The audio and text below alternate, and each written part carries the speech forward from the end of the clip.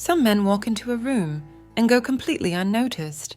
Others don't even speak, and they're already desired. Which one are you? Most people don't know this, but female desire isn't triggered by sweet words or promises of love. It's triggered by invisible signals, gestures, silences, looks, things no manual will ever teach you. Because these rules aren't written. They're felt. They're in the air, in the scent. Today I'm going to reveal the 7 rules of female desire that almost no one dares to name. These aren't pretty quotes or polite advice. They're hidden codes. And once you learn them, you'll stop being the nice guy no one wants and become the forbidden desire they can't forget. The last rule, consider this a warning, might be the most uncomfortable, but also the most powerful. I'm Celia, and this is House of Wisdom. Stay with me until the end because after this video, you'll never look at her the same way again. You'll finally understand what she's not saying and why you're still invisible. Have you ever felt like you're talking, but nothing's really happening? Like she hears you, but she's not really listening. You tell her about your day, your plans, your emotions, and all you get is a okay, while she scrolls through her phone. You try to be clear, open, vulnerable, and without realizing it, you're digging your own emotional grave. Because the more you strip down with words, the less she desires you. What you call honesty, she feels as overexposure. And female desire doesn't come from what's explained, it comes from what's sensed. Which brings us to the first rule in this video, the masculine silence that disarms her. Listen carefully. The man who speaks without filter, without pause, without mystery, becomes predictable. And predictability, to the female mind, is the opposite of desire. A woman desires what she can't fully control, what raises questions, what sparks mental images she can't confirm. When you hand her everything on an emotional silver platter, you satisfy her before she's even hungry. It's like giving her an expensive cologne before she's ever imagined how you smell. You lose the chance to be imagined, to be fantasized about, to be desired through absence. Because yes, there's a psychological truth almost no one teaches. What's named too much loses its symbolic power. And if you say everything, explain everything, justify everything, you empty yourself. Let me tell you about a scene I've seen countless times in session. He walks in, crushed, says he gave it all, that he was honest, present, unconditional, that he opened his heart every day, that he shared his fears, his wounds, his doubts, that he was transparent. And she left, or worse, stayed, but stopped touching him. And when he asks why, all she says is, "I don't know, I just don't feel the same attraction anymore." You know what happened? That emotional transparency without the grounding force of masculine containment became overload. Seduction was suffocated under the weight of too many words. I'm not saying you should become a wall. I'm saying you should learn to govern your language. Understand that silence isn't emptiness. It's suggestion. It's tension. It's the pause she needs to start imagining you. Because in the female psyche, the man who doesn't explain himself becomes a mystery. And mystery, my dear, is the oldest form of desire. If you can make a woman wonder what you're thinking, what you're feeling, what you're about to do, she no longer sees you as an open book. She sees you as a riddle she wants to solve. And that's where desire begins. Because desire isn't rational. It's projected, built from what can't be named, but can definitely be felt. So look in the mirror and ask yourself, how many times did you speak when you should have stayed silent? How many times did you say, "I love you," before she could even feel it? How many times did you explain your absence, your anger, your sadness, instead of letting her sense it in your eyes, your posture, your presence? The man who masters his silence isn't cold. He's powerful. Because silence, when used well, doesn't push her away. It pulls her in. It doesn't hurt. It intrigues. It doesn't deny. It provokes. And if you learn how to use it, you'll see how that woman who used to ignore you starts to look at you differently, because now you're not begging to be heard. You're allowing yourself to be desired. And that, my dear, changes the entire game. What you don't say makes her think, but what you look at makes her burn. If silence is the invisible strategy, the gaze is the direct strike. Now that you understand the power of masculine silence, it's time to talk about the second key point in this video, the gaze that doesn't ask, it claims.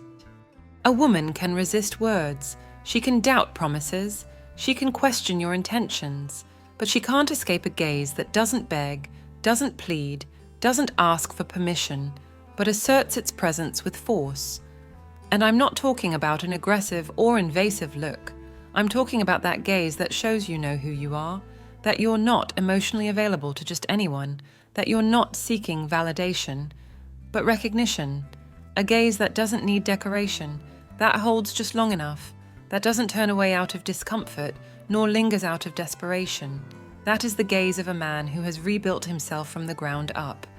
And she can feel it. Deep psychology, the kind that isn't taught in classrooms, but revealed in real encounters between desire and fear, knows that the gaze is the most direct channel to the unconscious. Jung said that what we don't make conscious appears as fate. And when a woman locks eyes with a grounded man, she doesn't understand what's happening. She just feels it, feels something awaken inside her, something primitive, something ancestral that responds before she can think. And that, my dear, isn't triggered by a compliment or a clever line. It's triggered by the mastery of your visual presence. Why is it so powerful? Because a gaze is the one gesture you can't fully fake. You can force a smile, rehearse your words, mimic body language, but the eyes give away your emotional truth. If you're broken inside, if you're needy, if you're waiting to be approved, your gaze will speak before your mouth does.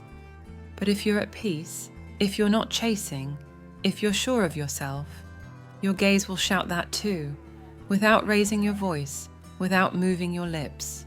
Stoicism never talked about seduction, but it did talk about self-mastery, about presence, about inner calm, and in real seduction, that's pure gold. Because a woman doesn't desire the man trying to impress her. She desires the one who doesn't need to, the one who looks at her like he already knows he's the center, not out of arrogance, out of certainty, out of experience. Because he's no longer in the phase of begging for attention, he's in the phase of offering an experience, but only if she's ready for it. Think about it. When was the last time you looked at a woman without anxiety, without expectation, without fear of being rejected? When was the last time your gaze said, "I might want you, but I don't need you"? That's the energy that sparks desire. Because deep down, she doesn't want a man who chases her. She wants one who watches her and can walk away if she doesn't light him up. And here's the trick few understand. The gaze that claims doesn't dominate. It reveals your inner axis. If you're grounded, your gaze holds. If you're broken, your gaze begs. And she knows it. Because before you ever touch her with your hands, you've already touched her with your eyes. If that gaze shakes her, she's open. If it bores her, she's already closed. So stop looking for lines, stop asking what to say, and start working on the one thing you can't rehearse, your gaze. Because once you master it, you don't need anything else. Your presence speaks, and when you speak without saying a word, she listens with her body, and that, my dear, is where true desire begins. You've already understood the power of silence. You've felt the difference a well-placed gaze can make, but none of that matters if your body doesn't deliver what your eyes promised. Because it's one thing to be looked at, and another to make her want to come closer. That's why we've reached the third point of this video, your physical presence as a primal trigger. This isn't about being the tallest, the youngest, or the most ripped. It's not an aesthetic contest. It's an energetic one. Physical presence isn't just appearance. It's body language, posture, breath, tone of voice, movement. It's everything your body communicates before you say a single word. And most men, especially after 40, forget this. They get stuck in routine, in fatigue, in neglect. They disconnect from their body, and with that, they lose their magnetism.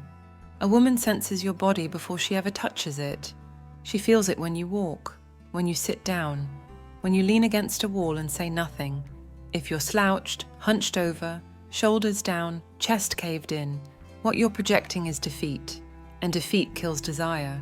But if you stand with strength, if your back speaks of direction, if your movements are slow but sure, if you breathe from your core like a man who isn't in a rush, then you project something far more powerful than beauty. You project command. And there's a simple but often forgotten psychological truth here. The body is the first frontier of desire. In primitive times, a man was desired because he could protect, hunt, endure. That memory still lives in the female unconscious. She might not know it, but her body does. And when she sees a man who is physically present, not perfect, not flashy, just present, her biology responds. Because that man gives her something no app, no line, no deep talk can replace. Instinctive safety. The sense that with him, her world won't fall apart, even if she doesn't say it, even if she doesn't understand it. She feels it. Picture a simple scene. You walk into a room, you don't speak, you just walk. Everyone's distracted until you move in a certain way. Not forceful, not theatrical, just firm. Your step doesn't hesitate, your hands don't fidget, your shoulders don't sag, you're not rushing, you're not tense, you're fully there. And without looking at anyone, they're already looking at you. That, my dear, is presence. And if you combine it with the silence and the gaze we talked about earlier, it becomes unstoppable. Now, before we move on to the fourth point, I want to ask you for something simple. If this video is opening your eyes, hit like and subscribe. But most importantly, drop a comment below telling me what country you're watching from. And write this sentence: she's going to look at me again. Because what's coming next is key. And the final rule will shake you more than all the others combined. Your body might say, I'm here, but if your energy says, do whatever you want with me, everything falls apart.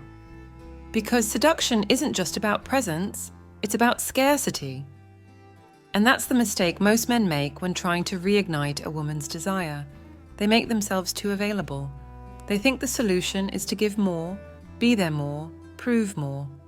But what they don't realize is that the more emotionally present they are, without direction, without selectivity, without standards, the more they devalue themselves.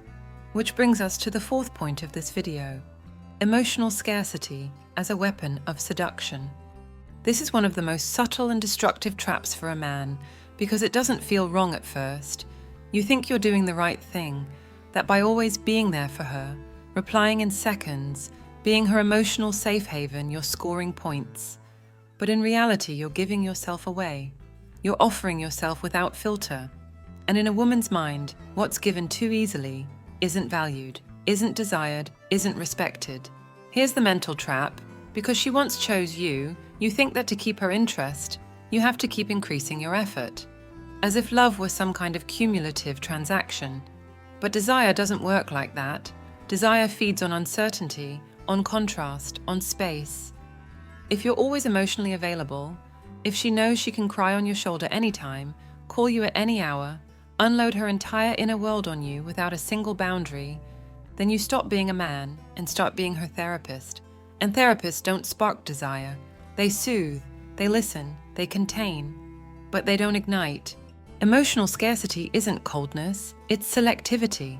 It's understanding that your energy has value, that not everyone deserves full access to your inner world, that not every emotion needs to be shared, that you too can be silent, disappear for a few hours, set your own emotional rhythm, not one dictated by her needs. Because when a woman sees she can't access your emotional world so easily, she starts wanting in, she starts missing your gestures, anticipating your responses, imagining what you're thinking. And that, my dear, is when she starts to project, to fantasize, to desire, because her mind no longer has full control. Let me put it bluntly. If a woman feels you're always emotionally ready to hold her, even when she ignores you, uses you, or dims you, she won't respect you. And without respect, there is no desire. You can be the sweetest, the most generous, the most unconditional man. It doesn't matter. If you don't set limits, if you don't treat your emotional energy as rare, valuable, masculine, you'll be her support, not her lover, her shoulder to cry on, not the object of her desire. This is where stoicism becomes relevant. A man who governs himself emotionally doesn't deny his feelings. He refuses to be a slave to them. And he doesn't get manipulated by someone else's either. He doesn't melt at the sight of tears. He doesn't surrender to begging. He doesn't give himself away to be loved, because he knows true desire only begins when access has to be earned, not when it's guaranteed from day one. So ask yourself, how much are you worth emotionally? How many times have you been there, not because she wanted you, but because she needed you? How many times have you handed yourself over to a woman who no longer worked to deserve you? Scarcity isn't a tactic, it's dignity. It's reclaiming yourself as a man with direction, not an emotional tissue. And if you don't understand this, you'll keep being the man who comforts her while someone else turns her on. If you've felt exposed, uncomfortable, like every word has hit a nerve, it's because you're starting to see yourself without filters. And that, as painful as it might be, is the first real step toward change. But what comes next cuts even deeper. Because we've reached the 5th point of this video. Don't give her safety, give her vertigo. And if you don't understand that difference, you'll keep being the good guy that no one desires. This is where most men fall, into the nice speech, into the logic of giving her security, into the modern myth that a woman needs peace, stability, and emotional support to fall in love. Yes, she needs all of that, but later, after she's already desired you, after her body has responded to your energy, after her mind has labeled you as a man, not a resource. Because if you offer safety before you create vertigo, you become an emotional piece of furniture, useful, comfortable, stable, but invisible. And this isn't about being emotionally unstable. It's not about playing games.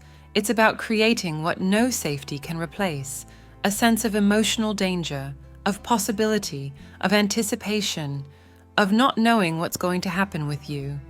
That uncertainty isn't manipulation. It's momentum. It's magnetism.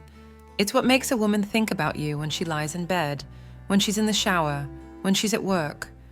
Not because you gave her answers, but because you triggered an ancient code, the man who won't be tamed.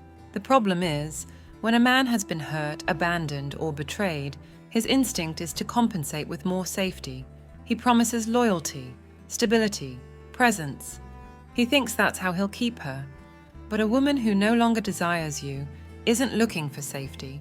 She's looking for something that shakes her out of her emotional numbness.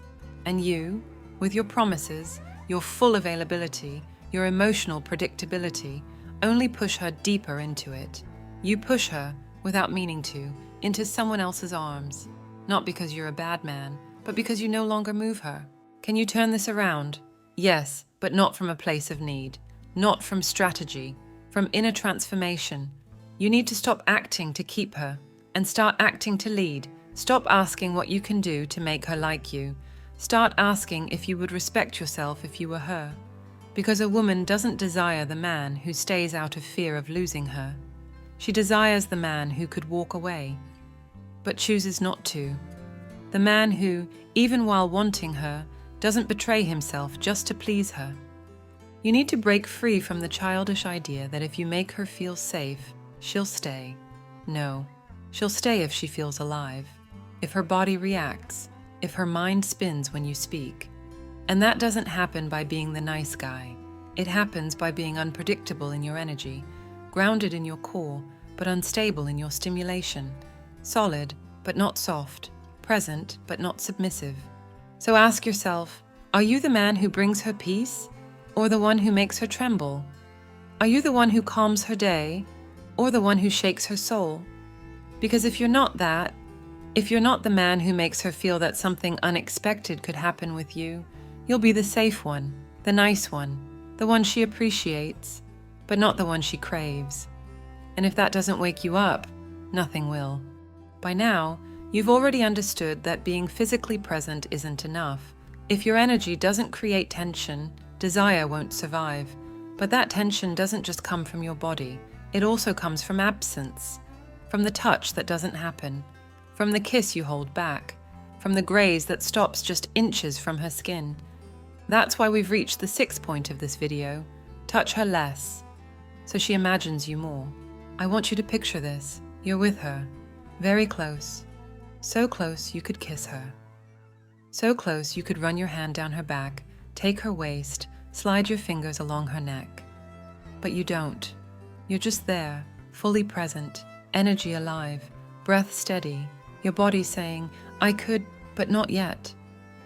And in that moment, her desire doesn't come from what's happening, it comes from what might happen. Because what hasn't happened yet is what plays over and over in her mind. And what plays in her mind is what excites her most. The mistake most men make is rushing the contact.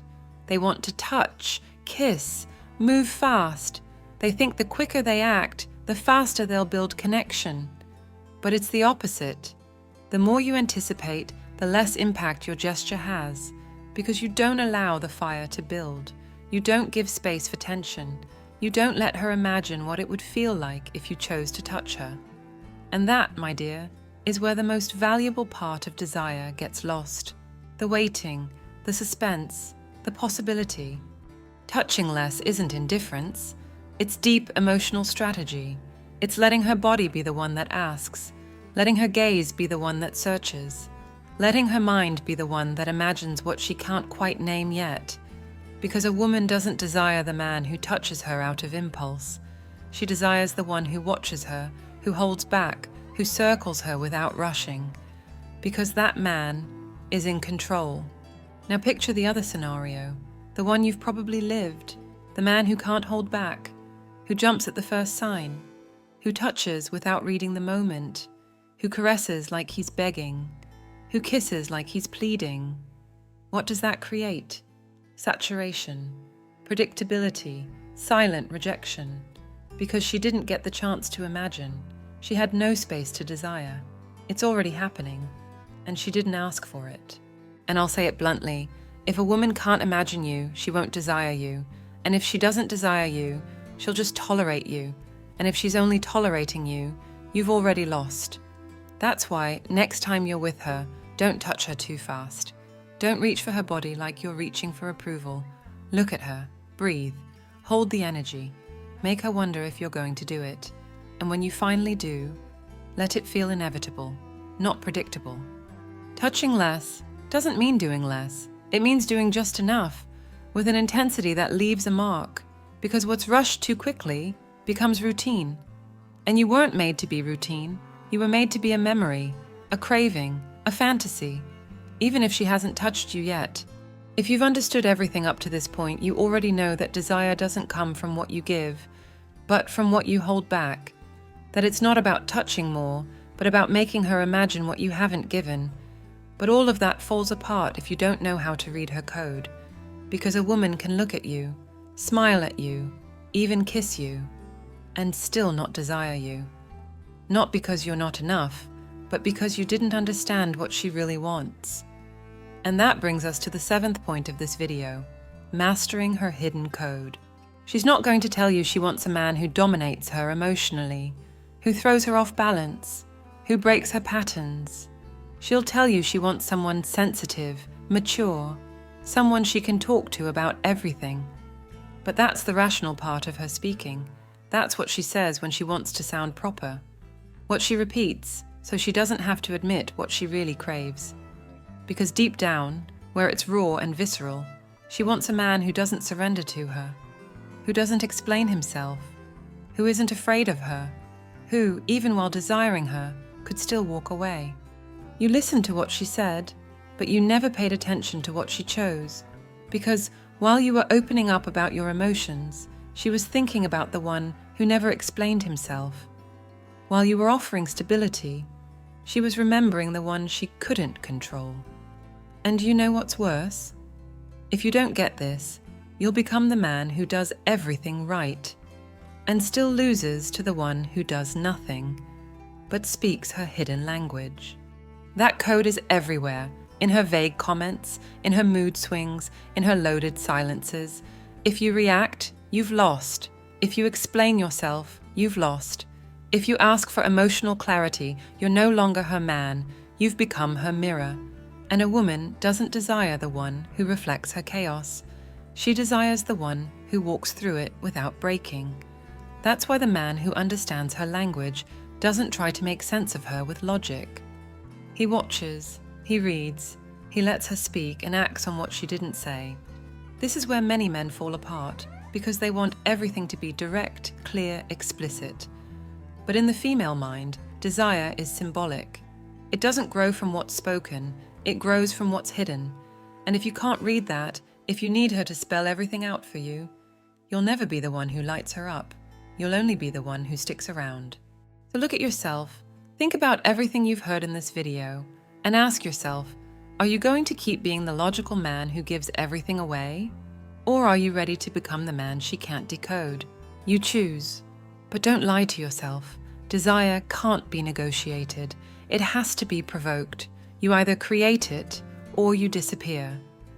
And if you don't understand her code, if you keep waiting for emotional clarity from someone who operates from the unconscious, you've already lost, because real masculine power doesn't come from speaking louder. It comes from seeing deeper. And that, my dear, isn't something you're taught. It's something you wake up to. If you made it to the end of this video, you're not like most men, because most run when the truth gets uncomfortable. Most want quick fixes, soft comfort, easy answers. But you stayed. And whether you realize it or not, that alone is an act of rebellion. Because what you heard today wasn't motivation. It was a mirror, raw, unfiltered, a brutal reflection of why you've been ignored, dimmed, pushed aside, and how you can become the man she doesn't dare to forget. Today, you heard the 7 rules of desire that almost no one has the courage to name. And now, you have 2 paths. Keep doing what you've been doing, explaining yourself, giving yourself away, touching without being truly wanted, or wake up. Reclaim the mystery, the silence, the tension, the power, not because you want to manipulate, but because you refuse to be manipulated any longer, because desire is never begged for. It's provoked, and if you don't choose to provoke it, you'll spend your life begging for something you could have created with nothing but your presence. I want you to drop 4 words in the comments, I own the game, and tell us what country you're watching from, because this isn't just a channel, this is a home, the house of wisdom, a space for men who are done settling for being half-loved, who don't want to be approved, who want to be desired, respected, admired, without betraying themselves to get it. I'm Celia, woman, psychologist, therapist, 20 years listening to the things women don't dare to tell their husbands. And I created this channel for men like you, men who've been betrayed, tamed, emotionally broken, and who've decided to reclaim their strength. Subscribe now, be part of this community that's not afraid to wake up. Share this video with that friend who's still begging for attention, who can't understand why she no longer wants him. Maybe this is exactly what he needs to hear. And don't leave just yet. Watch the 2 videos that are about to pop up on your screen. Choose the one that makes you the most uncomfortable. Because right there, in what you don't want to face, is exactly what you most need to see.